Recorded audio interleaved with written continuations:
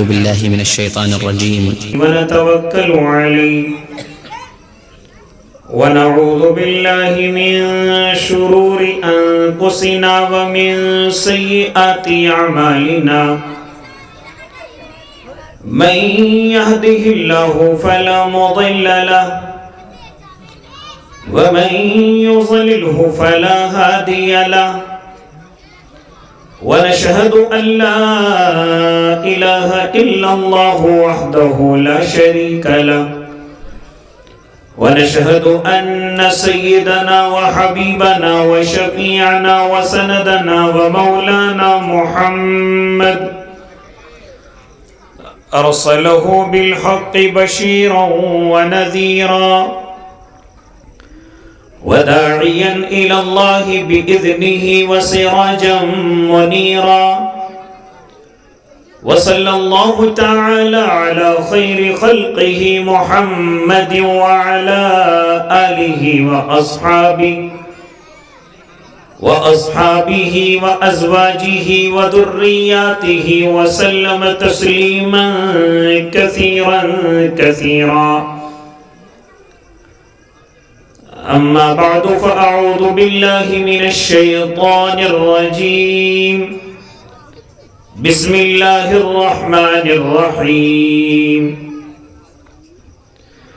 يا أيها الذين آمنوا اتقوا الله حق تقاته ولا تموتن إلا وأنتم مسلمون صدق الله العظيم وصدق رسوله النبي الكريم ونحن على ذلك من الشاهدين والشاكرين والحمد لله رب العالمين.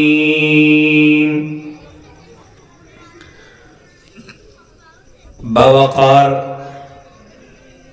علماء کرام، معزز سامعین نظام، عزیز دینی بھائیوں، بزرگوں، نوجوانوں اور معصوم بچوں، پردوں میں سماعت فرمانے والی پاکیزہ اسلامی مائیں اور بہنوں، حضرت اقدس حضرت مولانا و مفتی محفوظ صاحب قاسمی دامت برکاتہم العالیہ کی محبتیں پھر ایک مرتبہ آپ کے دیار میں حاضری کا شرف بخش رہی ہیں. دیگر اکابرین امت یہاں تشریف فرما ہیں، صدر مجلس بھی ہیں، سرپرست مجلس بھی ہیں، ناظم جلسہ بھی ہیں، دیگر علماء کرام یہاں تشریف فرما ہیں. وقت بڑی تیزی کے ساتھ آگے بڑھ گیا، مختصر گفتگو آپ حضرات سے کرنی ہے. دعا کریں اللہ صحیح کہنے کی اور ہم سب کو اس پر عمل کرنے کی توفیق عنایت فرمائے. میرے اور آپ کے آقا محمد عربی صلی اللہ علیہ وسلم ایک مرتبہ صحابہ اکرام کی مجلس میں بیٹھے ہوئے ہیں اور ارشاد فرماتے ہیں کہ کون ہے وہ اللہ کا بندہ جو مجھ سے کچھ باتیں سیکھے، انہیں یاد کرے، ان پر عمل کرے اور پھر ان کو دوسروں تک پہنچا دے تاکہ وہ بھی عمل کریں. حضرت ابو ہریرہ اس مجلس کے اندر موجود ہیں. ارشاد فرماتے ہیں آقا آپ وہ نصیحتیں مجھے فرمائیے، میں ان نصیحتوں کو یاد بھی کروں گا، ان نصیحتوں کو سمجھوں گا، ان نصیحتوں پر عمل بھی کروں گا اور ان نصیحتوں کو دوسروں تک پہنچانے کی کوشش کروں گا تاکہ وہ بھی آپ کی ان نصیحتوں پر عمل کریں. اللہ کے بندوں، علماء کرام فرماتے ہیں کہ اگر انسان اور بالخصوص مسلمان ان نصیحتوں پر عمل کر لے تو اس کی زندگی میں سکون آ جائے، وہ اس زندگی کو اللہ اور اس کے محبوب کے مطابق گزارنے والا ہو جائے، وہ اس زندگی کے اندر کی بے چینیوں کو اپنے اندر سے ختم محسوس کرے گا اگر وہ ان نصیحتوں پر عمل کرے۔ بعض علماء کہتے ہیں میرے آقا کی نصیحتیں جوامع الکلم ہوا کرتی ہیں، الفاظ بڑے مختصر ہیں، لیکن میرے آقا نے ان میں نصیحتیں بڑی چھپا کر کے رکھی ہیں کہ اگر بندہ ان کی وضاحت کرنے لگے، ان کی وضاحت کو سننے لگے تو دفتر کے دفتر ناکافی ہو جائیں، اوقات کم پڑ جائیں۔ لہذا انہی نصیحتوں کو آپ حضرات سے نقل کرنے کی کوشش کروں گا۔ اللہ مجھے بھی عمل کی توفیق دے دے، اللہ آپ کو بھی عمل کی توفیق دے دے۔ جب حضرت ابو ہریرہ تیار ہوتے ہیں، آقا یہ نصیحتیں میں یاد کروں گا، سمجھوں گا، عمل کروں گا اور دوسروں تک پہنچاؤں گا، تو کیا فرماتے ہیں میرے آقا؟ وہ نصیحتیں میرے اور آپ کے لیے بھی ہیں، اگر میں اور آپ ان پر عمل کرنے والے ہو جائیں تو اس زندگی کے بڑے سارے نہیں بلکہ تمام کے تمام مسائل ختم ہو جائیں۔ جو مسائل مجھے اور آپ کو پریشان کرتے ہیں وہ تمام کے تمام مجھے اور آپ کے حل ہو جائیں۔ کیا فرماتے ہیں میرے آقا؟ پہلی نصیحت حضرت ابو ہریرہ کو یاد کرا رہے ہیں، کیا فرما رہے ہیں؟ ذرا سنو اللہ کے نیک بندو، ذرا میں اور آپ بھی سنیں، کیا فرما رہے ہیں میرے آقا؟ اتق المحارم تکن عابد الناس۔ کیا فرما رہے ہیں؟ اے اللہ کے نیک بندو، ہر حرام کام سے اپنے آپ کو بچا لو، ہر غلط کام سے اپنے آپ کو بچا لو، ہر گناہ کے کام سے اپنے آپ کو بچا لو۔ تکن عابد الناس، اس زمین پر سب سے بڑے عبادت گزار بن جاؤ گے۔ ارے ہر بندہ چاہتا ہے کہ میں اس زمین کا سب سے بڑا عابد بن جاؤں، اس زمین کا سب سے زیادہ عبادت کرنے والا ہو جاؤں۔ کبھی کبھی جذبات ابھرتے ہیں، کبھی جوش کی امنگیں لہریں لیتی ہیں۔ ہاں یہ ترقی میری مائیں بہنیں بھی چاہتی ہیں، میرے بھائی بھی چاہتے ہیں، میرے جوان اور بوڑھے بھی چاہتے ہیں، لیکن کیا فرما رہے ہیں میرے آقا؟ کیا فرما رہے ہیں؟ ہاں عبادت نمازوں کو نہیں کہا گیا کہ تم نمازیں جتنی زیادہ پڑھو گے وہ تو اللہ نے فرض کر دی ہیں جتنی تمہیں پڑھنی ہے۔ ہاں جتنے روزے فرض کرنے ہیں، ہاں وہ مجھے اور آپ کو ان پر عمل کرنا ہے۔ روزوں کو فرض قرار دے دیا گیا، نمازوں کو فرض قرار دے دیا گیا، لیکن جب بات آئی اللہ کے نبی اس زمین کا سب سے زیادہ عبادت کرنے والا کون ہے، اس زمین پر سب سے زیادہ عبادت کرنے والوں میں نام کس کا لکھا جائے گا؟ میں اور آپ سمجھیں گے جو سب سے زیادہ نفلیں پڑھے گا، جو سب سے زیادہ اشراق پڑھے گا، جو سب سے زیادہ اوابین پڑھے گا، جو سب سے زیادہ تہجد پڑھے گا، جو ہر وقت تسبیح کو لٹکائے گھومتا رہے گا۔ نا اللہ کے نیک بندو، میرے محبوب نے ان کو سب سے زیادہ عبادت کرنے والا نہیں بلکہ میرے آقا نے ارشاد فرمایا تم حرام کاموں کو چھوڑ دو، اس زمین پر سب سے زیادہ عبادت کرنے والے ہو جاؤ گے۔ آج میں اور آپ عبادت نماز کو سمجھ بیٹھے ہیں، اس کے علاوہ جو ہم گناہ کرتے ان کی پرواہ نہیں۔ پانچوں وقت نماز کی پابندی کرتے، لیکن جیسے مسجد کے باہر پہنچے میں اور آپ غلط کاموں اور گناہوں میں ملوث ہو جاتے ہیں۔ کیسے عبادت گزار ہیں؟ یاد رکھنا، ایسا بندہ اللہ کے رجسٹر میں عبادت کرنے والا نہیں ہے، ایسا بندہ اللہ کے یہاں عبادت کرنے والا نہیں ہے۔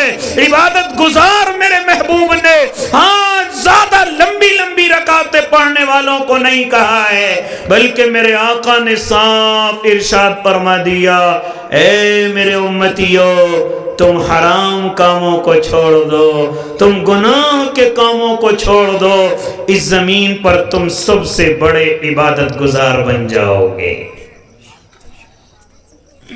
ہم کدھر محنت کر رہے ہیں؟ ہم کدھر جا رہے ہیں؟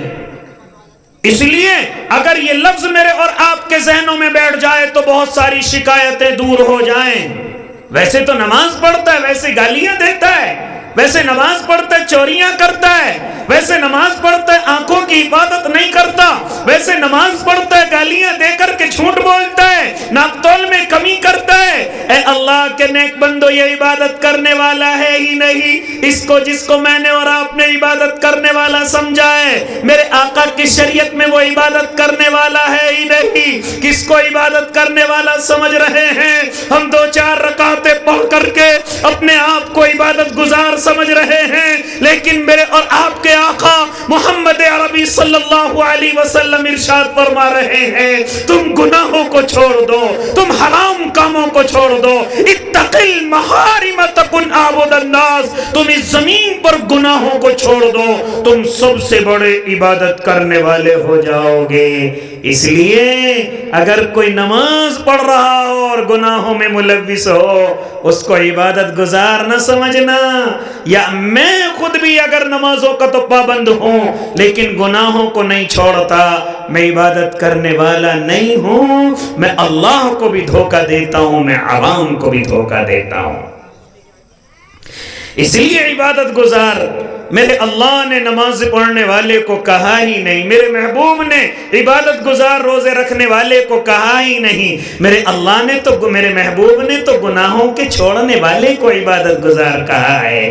اسی لیے کبھی کبھی جب معلوم کیا جاتا تھا آقا میں عبادت گزار کیسے بنوں، آقا میں اللہ کا ولی کیسے بنوں، اسی طرح علماء سے اور جید علماء سے جب سوال کیا جاتا ہے اے علماء کی جماعت ہم اللہ والے کیسے بنے، ہم اللہ کے ولی کیسے بنے، جب آپ نیک لوگوں کی خدمت میں جائیں گے وہ آپ کو یہ نہیں کہیں گے ہاں جاؤ نمازوں کی اور اسی طریقے سے اشراق کی چاشت کی اوابین کی جا کر کے پابندی کرنا، بلکہ آپ جتنے بڑے متقی اولیاء سے جا کر کے ملو گے وہ یہی کہتے ہوئے نظر آئیں گے او میرے بھائی ہر چھوٹے بڑے گناہ کو چھوڑنے والا ہو جا، ہر چھوٹے بڑے گناہ کو اپنی زندگی سے نکال دے، گناہ چاہے بڑا ہو یا چھوٹا ہو، گناہ چاہے کیسا بھی ہو، جو تیرا دل کہہ دے یہ گناہ ہے اس گناہ کو چھوڑ دے، تو اس زمین پر اللہ کا ولی ہو جائے گا، اللہ کا دوست ہو جائے گا۔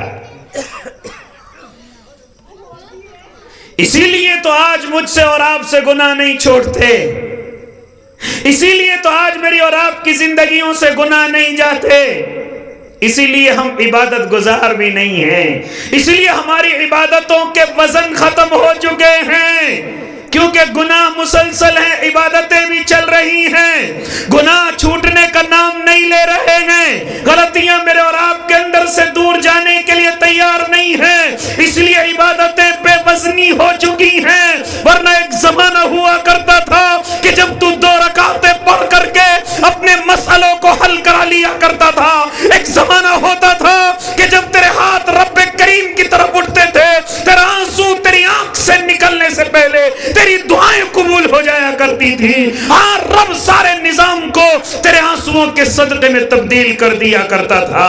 لیکن آج میں اور آپ بڑی بڑی عبادتیں کرتے ہیں، بڑی بڑی رکعتیں پڑھتے ہیں، بڑے لمبے سجدے کرتے ہیں، یہاں تک کہ حج عمرے کو جاتے ہیں اور جا کر کے کعبے کے کپڑے کو پکڑ کر کے اللہ کے سامنے روتے ہیں اور آنکھوں سے آنسو بہاتے ہیں، لیکن کوئی دعا قبول ہونے کا نام نہیں لیتی ہے۔ جانتے اس کی وجہ کیا ہے؟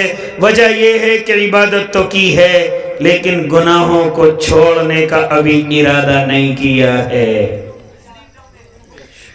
گناہوں کو ابھی اپنی زندگیوں سے نہیں نکالا ہے، ابھی ارادہ بھی نہیں کیا کہ میرے اللہ میں کوئی گناہ اپنے گھر جا کر کے نہیں کروں گا، اس لیے آج نمازیں بے وزنی ہو گئی، اس لیے آج روزوں کے اندر کوئی وزن نہ رہا، اس لیے آج مسلمان چیختا ہے، چلاتا ہے، روتا ہے، تڑپتا ہے، ترستا ہے، آنسو بہاتا ہے، لوگوں کی خوشامد کرتا ہے، یہاں تک کہ لوگوں کے سامنے روتا ہے اور پھر رو رو کر کے چلاتا ہے، اللہ کو آواز دیتا ہے، فرشتوں کو پکارتا ہے، لیکن اللہ کے نیک بندو کہیں سے کوئی مدد ہوتی ہوئی نظر نہیں آتی ہے۔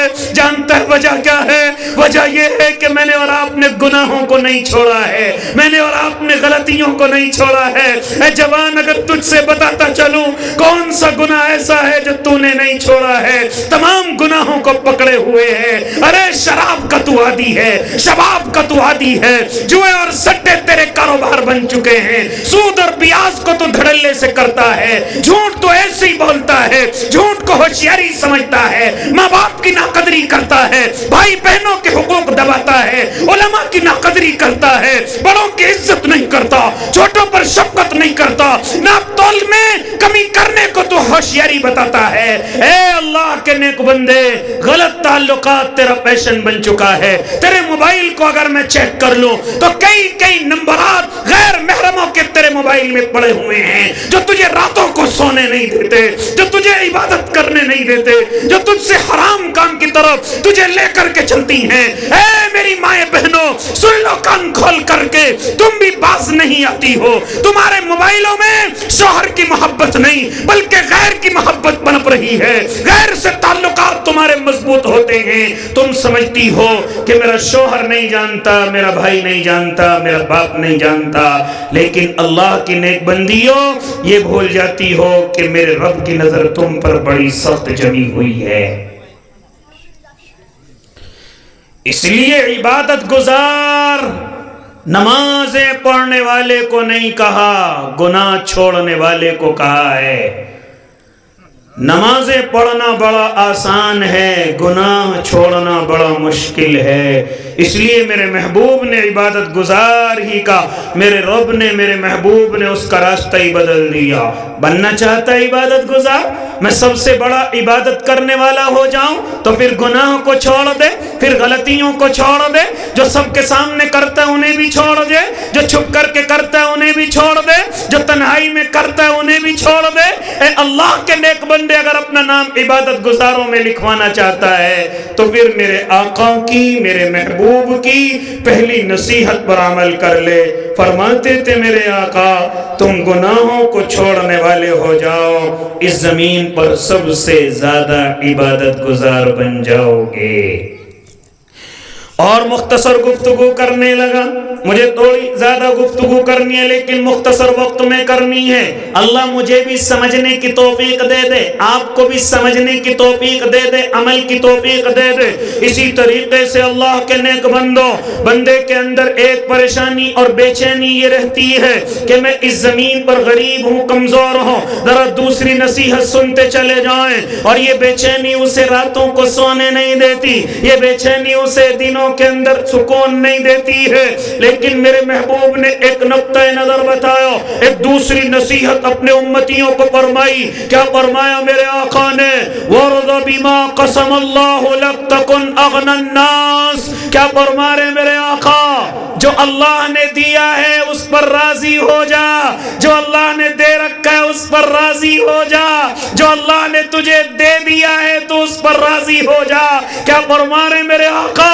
اگر تو اپنی نیت کو ایسا کر لے گا کہ میرے اللہ نے جو مجھے دیا ہے, اے اللہ میں تجھ سے راضی ہوں. کیا فرما رہے میرے آقا؟ تکن اغنى الناس, تو لوگوں میں سب سے بڑا مالدار ہو جائے گا. دوسری نصیحت, قیمتی نصیحت, میرے اور آپ کے کام آنے والی نصیحت. کون سی ایسی چیز ہے جو مجھے اور آپ کو سکون نہیں دیتی؟ کبھی پڑوسی کا مکان دیکھ لیتا ہے تو بے چین ہو جاتا ہے, کبھی رشتہ داروں کی گاڑیاں دیکھ لیتا ہے تو بے چینی تیرے دل کے اندر گھومنے لگتی ہے. اے اللہ کے نیک بندے, کبھی مالداروں کی طرف چلا جاتا ہے تو تجھے سکون نہیں ہوتا, راتوں کی نیند اڑ جاتی ہے. یہاں تک کہ اگر تجھے کسی نے بتا دیا, چاہے وہ جھوٹ ہی کیوں نہ بتایا ہو, ارے جانتا یہ مالدار کیسے ہوا ہے, اس نے پلا 2 نمبر کا کام کیا ہے, اس نے پلا غلط کام کیا ہے, اس نے پلا غلط کام کر کے اپنا گھر بنایا, مکان بنایا, تمام چیزیں بنائی. اب تیری بے چینی اتنی آگے بڑھ گئی کہ تو خاموشی کے ساتھ اس 2 نمبر کے کام کے پیچھے پڑ جاتا ہے. نیت کیا ہوتی ہے کہ میں پہلے سے زیادہ مالدار ہو جاؤں. زندگیاں کھپ گئی لوگوں کی, سب کچھ برباد کر دیا جو اپنے پاس پہلے سے موجود تھا, لیکن پہلے سے زیادہ مالدار نہ بن سکا. اے اللہ کے نیک بندے, کیسے بن جائے؟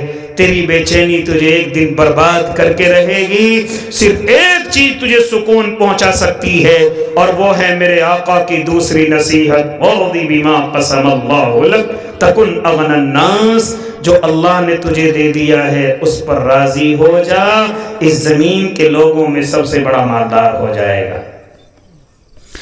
ورنہ یاد رکھنا, یہ بھی فرماتے تھے میرے اور آپ کے آقا محمد عربی صلی اللہ علیہ وسلم کہ انسان کی ہوس کی حالت یہ ہے کہ اگر اس کو سونے سے بھری ہوئی وادیاں مل جائے, اس کو سونے سے لدے ہوئے پہاڑ مل جائے, تب بھی اس کی تمنا یہ رہے گی کہ ایک اور وادی مل جائے, ایک اور پہاڑ مجھے سونے سے لد پت مل جائے. اس کی ہوس ایسی ہے, لہذا یہ کبھی بھرنے والی نہیں ہے. اے اللہ کے نیک بندو, آج میرا اور آپ کا حال بھی یہی ہے. جو اللہ نے دے دیا ہے میں اور آپ اس پر راضی نہیں ہیں, بلکہ اور آگے بڑھنے کی فکر کرتے ہیں, اور اس کے لیے ہم کبھی کبھی ان راستوں کو اختیار کرتے ہیں جو غیر قانونی بھی ہوتے ہیں, جو جانوں پر ظلم بھی کرا سکتے ہیں, اور جو مجھے اور آپ کو سلاخوں کے پیچھے یا پھانسیوں کے پھندوں پر بھی پہنچا سکتے ہیں. یہ آگے بڑھنے کی لالچ اس قدر مسلمانوں میں ہو چکی ہے کہ جو اللہ نے دیا اس پر راضی ہونے کے لیے تیار نہیں. صرف وہی غیر لوگوں والی نیتیں کہ کسی طریقے سے اور مالدار ہو جاؤں, اور مالدار ہو جاؤں, اور مالدار ہو جاؤں. بوڑھا ہو گیا, پیر قبر میں لٹکنے لگے, لیکن یہ نیت مسلمانوں کی ختم ہونے کے لیے تیار نہیں کہ نہیں بس جو دے دیا کافی ہے, اب تو میں صرف اور صرف اللہ اللہ کرنے والا ہو جاؤں. ایسی نیت کرنے والے رکھنے والے بڑے کم مشکل سے نظر آتے ہیں.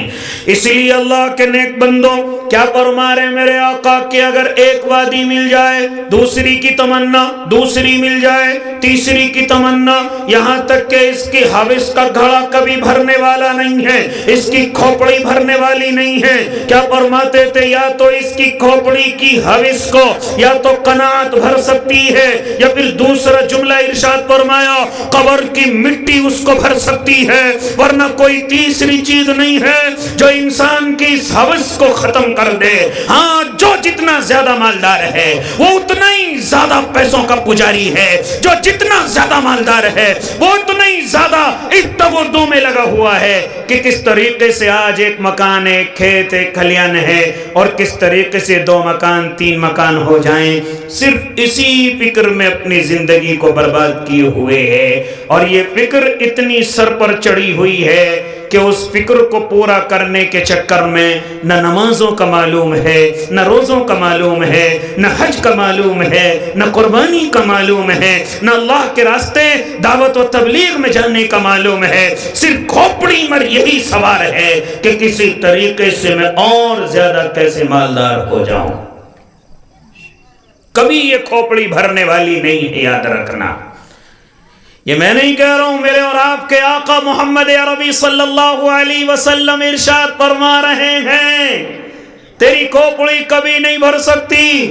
اے اللہ کے نیک بندے, کبھی غور کیا تیرے اس ملک کا سب سے بڑا مالدار کون شخص ہے, لیکن ذرا دیکھ اس کی ہوس کا کیا عالم ہے. وہ اسی چکر میں لگا ہوا ہے کہ آج میں دنیا کے 10ویں نمبر پہ مالدار بن کر کے آیا ہوں, میں کس طریقے سے 5ویں پر ہو جاؤں اور کس طریقے سے دنیا کے پہلے نمبر کے مالداروں میں ہو جاؤں. وہ اسی فکر میں لگا ہوا ہے, حالانکہ اللہ نے علماء فرما رہے ہیں اور اس وقت کے عقل مند حضرات فرما رہے ہیں کہ وہ دنیا کے اتنے بڑے مالدار ہیں کہ آج بھی اگر وہ کمانا بند کر دیں تو ان کی 7 نسلیں آرام سے بیٹھ کر کے کھا سکتی ہیں, لیکن پھر بھی ہوس کی کھوپڑی بھرنے کے لیے تیار نہیں. صرف صبح کو اٹھتے ہیں تو کیسے مالدار ہوں, شام کو سوتے ہیں تو صرف یہی نیت کر کے کہ آج ہمارے اکاؤنٹ میں کتنا بڑھا ہے. سیکنڈوں کے حساب سے پیسہ بڑھ رہا ہے, منٹوں کے حساب سے ان کے اکاؤنٹ میں پیسہ آ رہا ہے, لیکن ہوس کی کھوپڑی بھرنے کے لیے تیار نہیں ہے, نہیں بھر سکتی. میرے آقا نے فرمایا اس کو تو قبر کی مٹی ہی بھر سکتی ہے. اس لیے دوسری نصیحت ارشاد فرمائی میرے اور آپ کے آقا نے, اگر میں اور آپ بھی اس بیماری سے بچنا چاہتے ہیں تو ذرا سنو، میرے آقا نے ایک اور نصیحت فرمائی تھی، اے لوگوں اگر اس نیت سے بچنا چاہتے ہو، اس بے چینی سے بچنا چاہتے ہو، سب سے پہلے یہ نیت کر لو کہ جو اللہ نے دیا ہے میرے لیے کافی ہے، جو میرے اللہ نے مجھے دے رکھا ہے، اگرچہ میں رکشے میں بیٹھتا ہوں، اگرچہ میں ٹھیلے پر بیٹھ کر کے اپنا گھر چلاتا ہوں، اگر میرے پاس گھر موجود ہے اس پر پلاسٹر نہیں ہے، کچا فرش موجود ہے، میرے لیے وہ کافی ہے، کیونکہ وہ مجھے میرے اللہ نے دے رکھا ہے۔ اگر اس سے آگے کی سوچوں گا، کہیں ایسا نہ ہو کہ غلط قدم اٹھ جائے، کہیں ایسا نہ ہو کہ میں نمبر 2 کی طرف چلا جاؤں، کہیں ایسا نہ ہو کہ یہ حوث مجھے غیر قانونی بنا دے، یہ مجھے اس زمین کا بھی مجرم بنا دے اور اللہ کے سامنے بھی مجرم بنا دے، اس لیے وہ نیت وہی کر لیں جو میرے محبوب نے بتائی ہے، اے میرے اللہ جو تو نے مجھے دے رکھا ہے وہ میرے لیے بہت ہے، بہت ہے، اے اللہ میں تیرے دینے پر راضی ہوں، اللہ کی قسم اگر تیری قسمت میں اور ہوگا تو کوئی دنیا کی طاقت تیری قسمت سے اس کو نہیں چھین سکتی، وہ تیرے پاس آ کر کے رہے گا۔ اس لیے فرمایا وَارْضِ بِمَا قَسَمَ اللَّهُ لَكْ تَكُنْ أَغْنَى النَّاسِ، قناعت اختیار کرو، اللہ کی رضا میں راضی ہو جاؤ، جو اللہ نے دے دیا اس پر راضی ہو جاؤ، اس زمین کے سب سے بڑے مالدار ہو جاؤ گے، ورنہ مالدار ہو کر کے بھک منگے رہو گے، مالدار ہو کر کے بھی قرضے میں ڈوبے رہو گے، مالدار رہ کر کے بھی لوگ تمہاری قدر نہیں کریں گے، مالدار رہ کر کے پھر تم اپنے پیسے کو تو جمع کر کے رکھو گے لیکن لوگوں سے قرضے مانگتے پھرو گے، لوگوں سے ادھار کا ہاتھ ان کے سامنے پھیلاؤ گے۔ اے اللہ کے نیک بندو، کیا فرما رہے میرے آقا، جو اللہ نے دیا اسی پر راضی ہو جاؤ، اسی کو کافی سمجھو۔ اور دوسری نصیحت میرے آقا نے فرمائی کہ اس دنیا میں اگر سکون حاصل کرنا چاہتے ہو تو اپنے سے اونچے کو مت دیکھو، اپنے سے نیچے پر نظر رکھو، انشاءاللہ تم اللہ کا شکریہ ادا کرتے رہو گے۔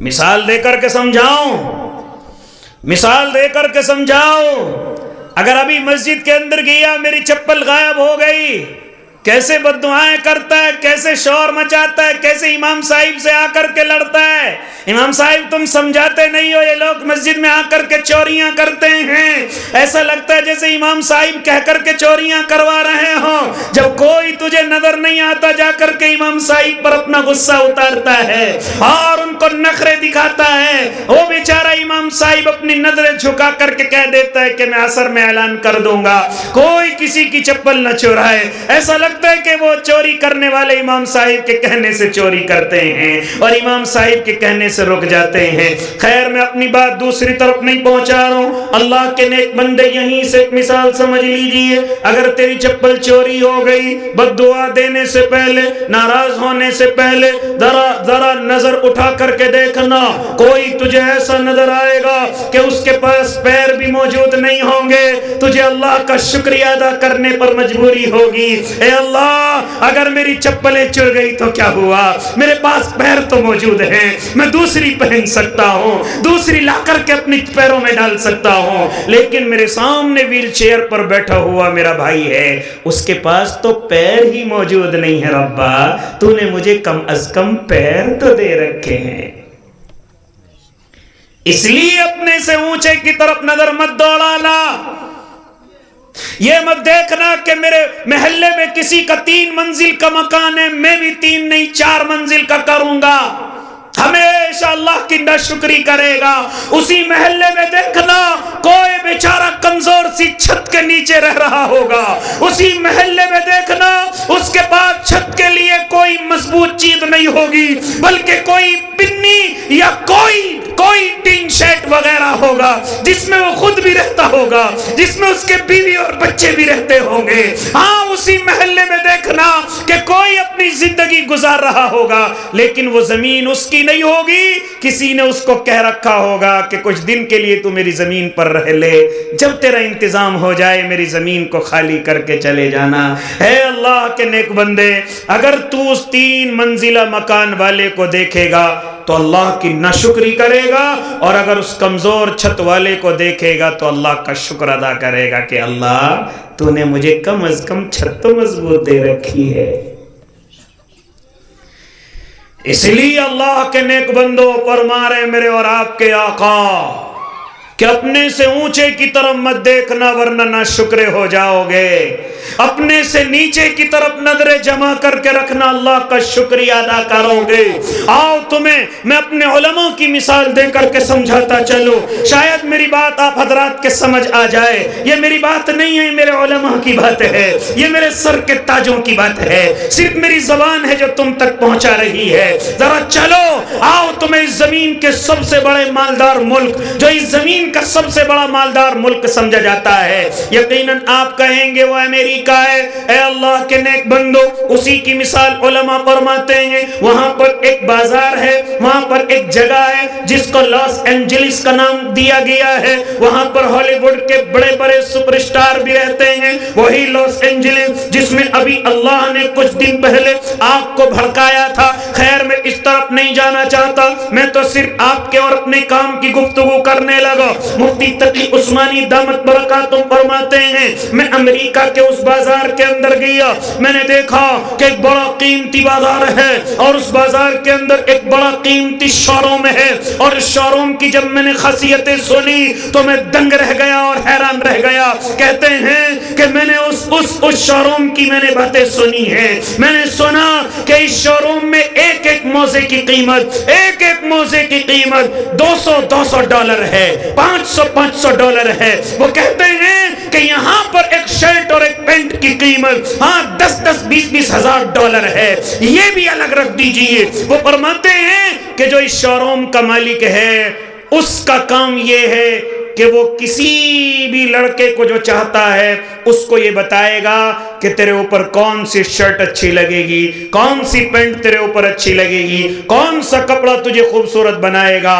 اس بات کو سمجھانے کے لیے وہ $10,000 لیتا ہے، اس بات کو سمجھانے کے لیے، اس بات کو بتانے کے لیے $10,000 وصول کرتا ہے، تب جا کر کے وہ بتاتا ہے۔ فرماتے ہیں حضرت کہ برطانیہ کے ایک بڑے شہزادے نے کہا کہ میں بھی آپ کے شو روم پر آنا چاہتا ہوں، کہا کہ آج سے 2 مہینے کے بعد آپ کا نمبر آئے گا، یعنی 2 مہینے کے تک کوئی اپوائنٹمنٹ نہیں ہے، کوئی وقت خالی نہیں ہے، یہاں پر ایسے شہزادوں کی لائن لگی ہوئی ہے، یعنی برطانیہ کے شہزادے کو 2 مہینے کے بعد کا وقت مل رہا ہے کہ آپ 2 مہینے بعد آئیں گے، تب آپ کو یہ مشورہ دیا جائے گا کہ آپ کے بدن پر کون سے کپڑے خوبصورت ہوں گے۔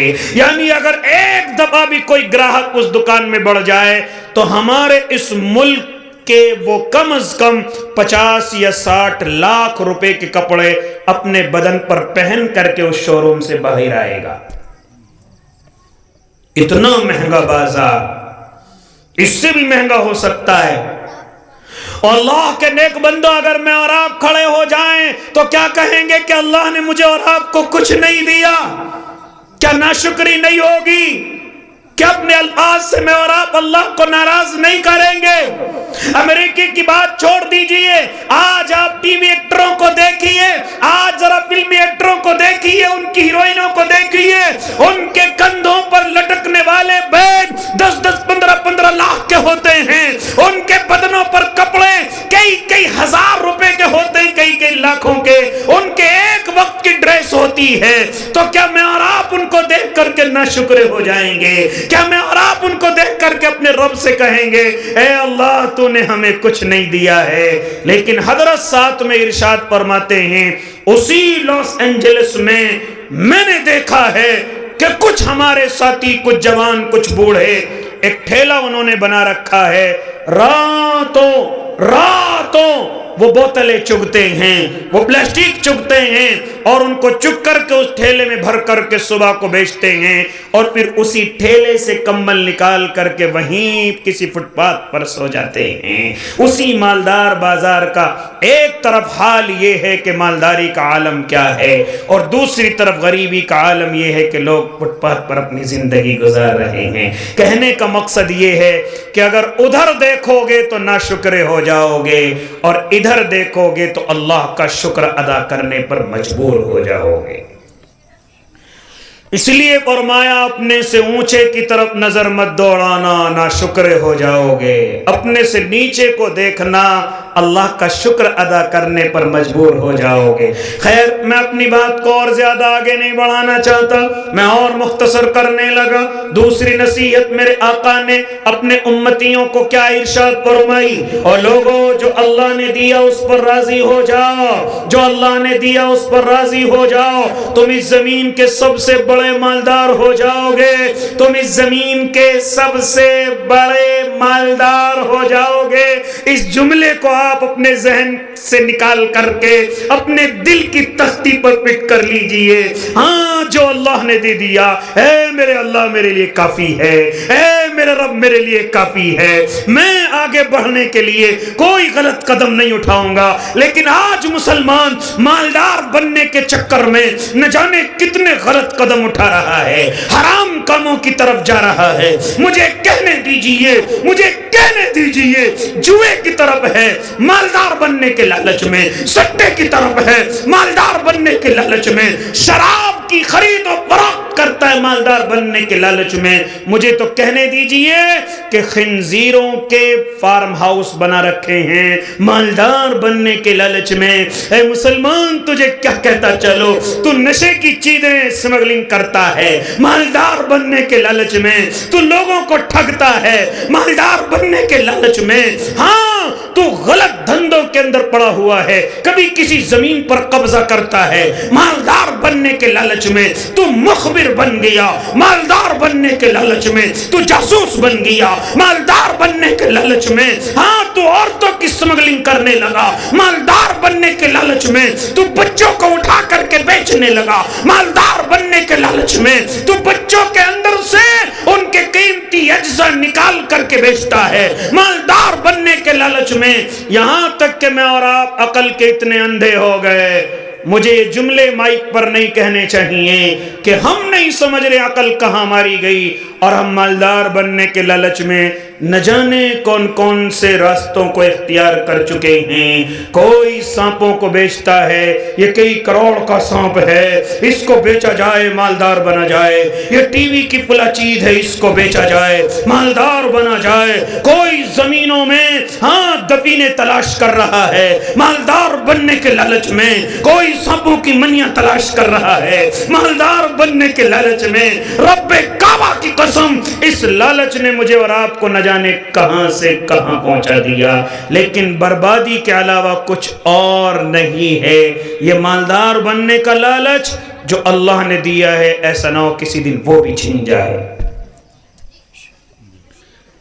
میری بات ہو سکتا ہے کسی کو کڑوی لگ جائے، لیکن کیا کروں اللہ کے نیک بندو، میری اور آپ کے حالات ہی کچھ عجیب ہو چکے ہیں، میرے اور آپ کے حالات ہی کچھ عجیب ہو چکے ہیں۔ اس مالدار بننے کے لالچ نے مجھے اور آپ کو کتنا گرا دیا، کتنا ذلیل کر دیا۔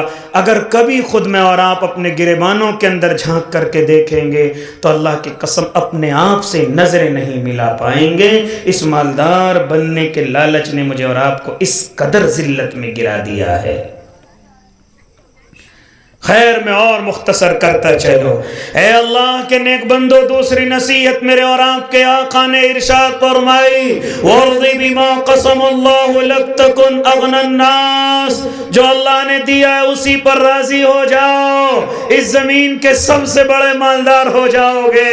اور زمین کی مالداری پیسہ مکان نہیں ہے، زمین کی مالداری دل کا سکون ہے، زمین کی مالداری دل کی بے چینی ختم ہونا ہے، زمین کی مالداری زمین پر خوش رہنا ہے، زمین کی مالداری یہ گھر مکان نہیں ہے۔ ورنہ مجھے قسم کھا کر کے کہنے دیجئے کہ مکان تو بڑے خوبصورت ہیں، لیکن نیند کو کہاں سے خرید کر کے لائے، گولیاں کھاتا ہے اور نہ جانے کیسے کیسے طریقے اختیار کرتا ہے، لیکن نیند آنے کا نام نہیں لے رہی ہے۔ اور ایک غریب بیچارہ جھوپڑی میں پڑا ہوا ایک پیاز کو اس طرح اپنی چارپائی پر مارتا ہے، روٹی میں لپیٹتا ہے اور کھا کر کے ایسے سو جاتا ہے جیسے اس کا کوئی اس زمین پر رہتا نہیں ہے۔ مجھے بتاؤ، کیا وہ مالدار ہے جس کو اپنے مکان میں سکون نہیں ہے، یا یہ مالدار ہے جو اپنی جھوپڑی میں سکون سے سویا ہوا ہے؟ اس لیے اللہ کے نیک بندو، جو اللہ نے دیا ہے اس پر راضی ہو جاؤ۔ اے میری مائیں بہنوں، اپنی خواہشوں کو کم کر لو، اپنی ضرورتوں کو محدود کر لو۔ کبھی کبھی تمہاری خواہشات تمہارے شوہر کو غلط راستے پر چلنے پر مجبور کر دیتی ہے۔ دنیا کو دیکھ کر کے اپنی زندگیوں کو نہ گزارو، بلکہ اپنے شوہر کی اوقات دیکھ کر کے اپنی زندگی گزارو، اپنے باپ بھائیوں کی اوقات دیکھ کر کے زندگی گزارو۔ یہ ضد نہ کیا کرو کہ میں پلا سوٹ پہنوں گی، پلا جوتے، پلا چپل، پلا زیور مجھے میرے بدن پر چاہیے۔ نہ اللہ کی نیک بندی ہو، جو اللہ نے دے رکھا ہے بس اسی کے تحت اپنی زندگی کو گزارو۔ آگے بڑھنے کی کوشش کرو گی تو ناشکری ہو جاؤ گی، شوہر کو چھوڑ کر کے چل دو گی، بھائی بہنوں سے نفرت کرنے لگو گی۔ اس لیے اس زمین پر راضی ہونے کا ایک ہی وظیفہ میرے آقا نے بتایا ہے، جو اللہ نے دیا ہے اسی پر راضی ہو جاؤ۔ تیسری نصیحت میرے اور آپ کے آقا نے ارشاد فرمائی، تیسری نصیحت میرے آقا نے ارشاد فرمائی، وَأَحْسِنْ إِلَىٰ جَارِكَ تَكُنْ مُسْلِمًا۔ کیا فرما رہے ہیں میرے آقا؟ اپنے پڑوسی کے ساتھ اچھا سلوک کر لے، مسلمان ہو جائے گا۔ وَأَحْسِنْ إِلَىٰ جَارِكَ تَكُنْ مُسْلِمًا۔ میرے آقا نے مسلمان ہونے کی نشانی تیری ٹوپی نہیں بتائی، تیرے کپڑے نہیں بتائے، بلکہ کیا فرما رہے میرے آقا؟ وَأَحْسِنْ إِلَىٰ جَارِكَ، اپنے پڑوسی کے ساتھ اچھا سلوک کر لے تو مسلمان ہو جائے گا۔ اے اللہ کے نیک بندو، کہاں ہے میری اور آپ کے مسلمان ہونے کی علامت؟ یہی ہے کہ کرتا پاجامہ تو بڑا خوبصورت، ہاں جیب میں ہاتھ میں تسبیح تو بڑی لمبی، بڑی خوبصورت، لیکن میرا پڑوسی مجھ سے خوش نہیں ہے، میرا پڑوسی مجھ سے ناراض رہتا ہے۔ کیا فرما رہے تھے میرے آقا؟ واللہ لا یؤمن، واللہ لا یؤمن، واللہ لا یؤمن۔ میرے آقا سے صحابہ نے ارشاد فرمایا تھا، قیل من یا رسول اللہ، کون کون کس کو کہہ رہے آقا؟ 3 دفعہ قسم اٹھا کر کے کہا کہ قسم رب کی وہ مومن نہیں ہو سکتا، قسم رب کی وہ مومن نہیں ہو سکتا۔ صحابہ تڑپ گئے تھے، آقا کس کے لیے قسم کھا رہے ہیں کہ مومن نہیں ہو سکتا؟ میرے آقا نے ارشاد فرمایا کہ جس کی حرکتوں سے اس کا پڑوسی پریشان ہے، اللہ کی قسم وہ مسلمان نہیں ہو سکتا۔ حضرت جی ہو سکتا ہے، نمازی ہو سکتا ہے، عالم ہو سکتا ہے، امیر صاحب ہو سکتا ہے، سخی ہو سکتا ہے، لیکن کیا فرما رہے میرے آقا؟ وہ آدمی مومن نہیں ہو سکتا، وہ آدمی مومن نہیں ہو سکتا کہ جس کی کسی حرکت کی وجہ سے کوئی پڑوسی پریشان ہے۔ کون ہے پڑوسی؟ کس کو کہا جاتا ہے پڑوسی؟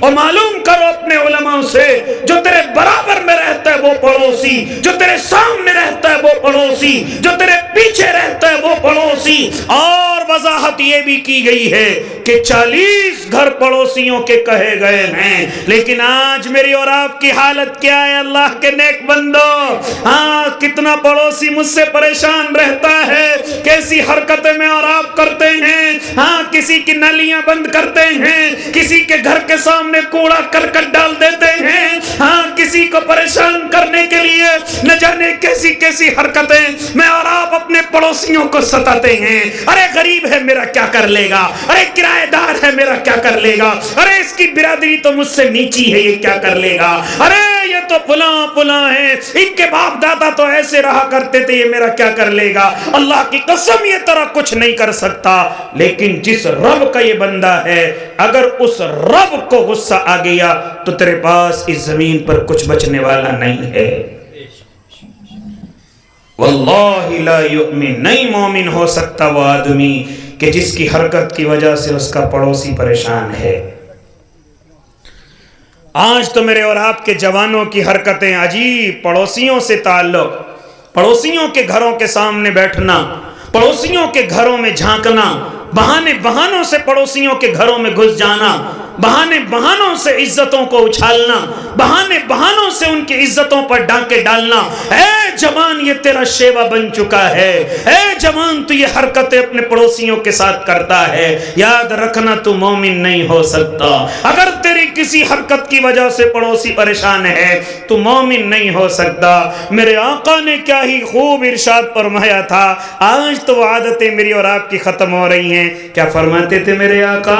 وہ آدمی مومن نہیں ہے جو خود تو پیٹ بھر کر کے کھانا کھا لے اور اس کا پڑوسی بھوکا سو جائے۔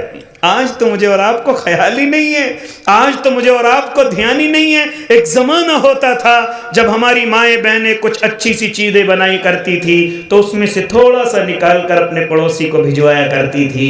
آج کہاں چلی گئی وہ محبتیں، آج کہاں چلی گئی وہ شفقتیں؟ اے اللہ کے نیک بندو، فرما رہے میرے آقا، واللہ لا یؤمن، نہیں ہو سکتا وہ مومن کہ خود تو پیٹ بھر کر کے کھانا کھا لے لیکن اس کا پڑوسی بھوکا رہ جائے۔ صحابی فرماتے ہیں کہ ایک مرتبہ کوئی اجنبی میرے آقا کے پاس آ کر کے کھڑا ہو گیا، اتنی دیر کھڑا رہا کہ مجھے بھی غصہ آنے لگا۔ آقا کے پیر دکھنے لگے ہوں گے، میرے محبوب کھڑے کھڑے تھک گئے ہوں گے۔ جب وہ اجنبی چلا گیا تو میرے آقا نے ارشاد فرمایا، اللہ کے نبی یہ کون بے ادب تھا تو اتنی دیر تک آپ سے گفتگو کر رہا تھا؟ کیا فرمایا تھا میرے آقا نے؟ میرے صحابی، یہ حضرت جبرائیل علیہ الصلوۃ والتسلیم تھے، تجھے کیوں غصہ آ رہا تھا؟ اللہ کے نبی اتنی لمبی گفتگو، اللہ کے نبی اتنی طویل گفتگو؟ تو فرماتے تھے میرے آقا، جبرائیل مجھے پڑوسیوں کے حقوق سمجھا رہے تھے، مجھے پڑوسیوں کے حقوق بتلا رہے تھے، اور اتنی دفعہ جبرائیل پڑوسیوں کے حقوق لے کر کے آئے ہیں۔ میرے محبوب فرماتے تھے مجھے تو ڈر بھی لگنے لگا تھا کہ کہیں پڑوسیوں کا وراثت میں بھی حصہ نہ ہو جائے۔ تو اس لیے مسلمان بننا چاہتے ہو؟ کیا فرما رہے میرے آقا، وَأَحْسِنْ إِلَىٰ جَارِكَ تَكُنْ مُسْلِمًا، اپنے پڑوسیوں کے ساتھ حسن سلوک کرنے والے ہو جاؤ، تم اس زمین پر مسلمان بن جاؤ گے۔ کس چیز کو میں اور آپ نے اسلام کی علامت سمجھا ہے؟ نہ ادھر جانے کی ضرورت نہیں ہے۔ فرما رہے میرے آقا کہ تم اس زمین کے اگر مسلمان بننا چاہتے ہو تو اپنے پڑوسیوں کے ساتھ حسن سلوک کرو۔ خیر، اور آگے بات کو بڑھانے لگوں، ورنہ یہ باتیں تو ایسی علماء جانتے ہیں کہ اگر ایک بات پر گفتگو کروں تو یہ رات نہ کافی ہو جائے۔ اے اللہ کے نیک بندو، آگے بڑھو، انشاءاللہ کوشش کرو کہ عمل کریں گے۔ چوتھی نصیحت ارشاد فرمائی میرے آقا نے، وَأَحِبُّ لِلنَّاسِ مَا تُحِبُّ لِنَفْسِكَ، اپنے لیے جو پسند کرتا ہے دوسرے لوگوں کے لیے بھی وہی پسند کرنے والا ہو جا۔ ہاں، یہ چوتھی نصیحت ارشاد فرمائی۔ پھر پانچویں نصیحت میرے آقا نے ارشاد فرمائی، زیادہ ہنسنے کی عادت کو ختم کر لے ورنہ تیرا دل مردہ ہو جائے گا۔ یہ نصیحتیں میرے اور آپ کے آقا نے حضرت ابو ہریرہ کو یاد کرائی اور کہا کہ ان کو یاد کرو، عمل کرو، اس زمین پر تم ایسی زندگی گزارو گے، زمین پر بھی سکون سے رہو گے اور اللہ کے یہاں بھی تمہارا بول بالا ہوگا، اللہ کے یہاں بھی عظمت کی نظروں سے تمہیں دیکھا جائے گا۔ اس لیے ارادہ کرو قرار کھیڑی والو، انشاءاللہ عمل کریں گے، ہم حرام کاموں کو چھوڑ دیں گے اللہ کے بندوں، تاکہ ہم عبادت گزار ہو جائیں، ہم جو اللہ نے دیا اس پر راضی ہو جائیں گے، تاکہ اس زمین کے مالدار ہو جائیں، ہم اپنے پڑوسیوں کے ساتھ اچھا سلوک کریں گے تاکہ مسلمان ہو جائیں، ہم اپنے لیے جو پسند کرتے ہیں وہی دوسروں کے لیے کریں گے، اسی طریقے سے زیادہ ہنسنے کی عادت کو اپنی ختم کریں گے۔ میرے آقا مسکرایا کرتے تھے، ٹھٹے مارنا یہ شریعت کے خلاف ہے، ہنسو مسکراؤ، لیکن زیادہ ہنسنے کی عادت یہ تمہارے دل کو مریض کر دے گی، مردہ کر دے گی۔ کریں گے نا بھائی انشاءاللہ عمل؟ تو بڑی خوشی ہوئی حضرت مفتی محفوظ صاحب کے اس مدرسے اس ادارے میں آ کر اللہ نے اتنا نیک مفتی آپ کو عطا کیا ہے، اتنا سادہ مفتی آپ کو عطا کیا ہے، اللہ ان کی عمر میں برکت عطا فرمائے۔ ان کی سادگی کا عالم یہ ہے کہ میں نے سنا کہ اس مکتب کو اکیلے چلاتے ہیں، اکیلے بچوں کو پڑھاتے ہیں، 100 سے زائد طلبہ طالبات ان کے پاس پڑھنے کے لیے آتے ہیں، کبھی بیچارے اٹھ کر کے یہ نہیں کہتے کہ ایک استاد کا اور انتظام کر دو، حالانکہ اگر 100 طالب علم یا طالبات آتی ہیں تو تقریباً 5 تو کم از کم معلم چاہیے ان کو پڑھانے والے، لیکن یہ اللہ کا بندہ اکیلا محنت کرنے میں لگا ہوا ہے۔ اسی طریقے سے تنخواہ کا کوئی خاص معقول انتظام نہیں، اسی طریقے سے اللہ کے نیک بندوں بچوں کی طرف سے کوئی فیس کا معقول انتظام نہیں۔ خیر ہم سب مل کر کے دعا کریں، اللہ حضرت مفتی صاحب کو ہم بدلے نہیں دے سکتے، اللہ تو یہ قیامت کے میدان میں ان کو بدلہ عطا کر دینا، لیکن کوشش کریں کہ انشاءاللہ اپنی کمائی سے انشاءاللہ نکال کر کے اس مکتب کو بھی مضبوط کریں گے اور انشاءاللہ مفتی صاحب کو بھی مضبوط کریں گے نا بھائی۔